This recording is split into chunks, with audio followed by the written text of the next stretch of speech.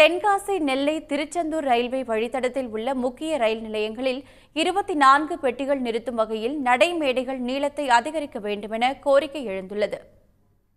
தூத்துக்குடி, நெல்லை, தென்காசி மாவட்டங்களில் இருந்து கேரளா செல்லும் மிக முக்கிய வழித்தடமாக திருச்செந்தூர், நெல்லை, தென்காசி, கொல்லம் ரயில் வழித்தடம் உள்ளது.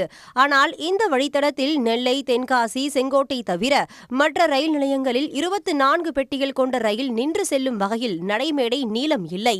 இதனால் அவ்வழித்தடத்தில் இயக்கப்படும் ரயில்களில் 24 பெட்டிகளை இணைக்க முடியாத நிலையே உள்ளது.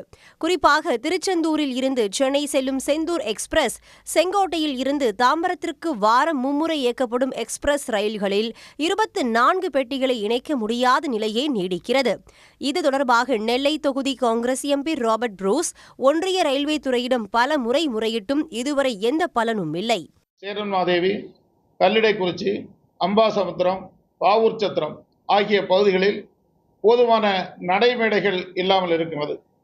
குறிப்பாக 24 பெட்டிகள் கொண்ட ரயில்கள் இயக்கப்படும் போது அவைகளிலிருந்து பயணிகள் கீழே இறங்குவதற்கும் ஏறுவதற்கும் முடியாத அளவுக்கு நடைமேடை பிரச்சனை இருக்கின்றது. எனவே நடைமேடையை ஏற்படுத்தி அந்த பகுதிகளில் குறைபாடுகளை தீர்க்க வேண்டும் என்று கேட்டிருக்கின்றேன். திருச்சி ரயில்வே கோட்டத்துக்கு உட்பட்ட திருவாரூர், காரைக்குடி ரயில் வழித்தடத்தில் உள்ள அறந்தாங்கி, பேராவூரணி, அதிராமப்பட்டினம் ஆகிய ரயில் நிலையங்களில் நடைமேடைகளை நீட்டிப்பதற்கு டெண்டர் கோரப்பட்டுள்ளது. மேலும் இந்த பணிகளை 6 மாத காலத்துக்குள் முடிக்கவும் திட்டமிடப்பட்டுள்ளது.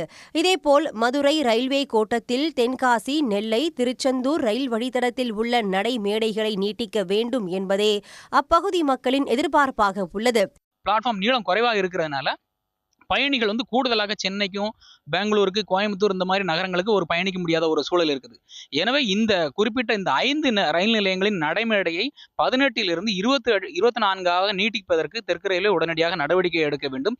ரயில் மேடைகள் நீளம் இல்லாததால் தீபாவளி, பொங்கல் என பண்டிகை காலத்தில் கூட இந்த வழித்தடத்தில் 24 பெட்டிகளை கொண்ட சிறப்பு ரயில்கள் இயக்க முடிவதில்லை. இதனால் கூட்ட நெரிசலோடு பயணிப்பதே தென் மாவட்ட மக்களின் வாடிக்கையாகிவிட்டது. சன் நியூஸ் செய்திகளுக்காக செய்தியாளர் சாலமன். உடனுக்குடன் செய்திகளை தெரிந்து கொள்ள சன் நியூஸ் பெல் ஐகானை கிளிக் பண்ணுங்க.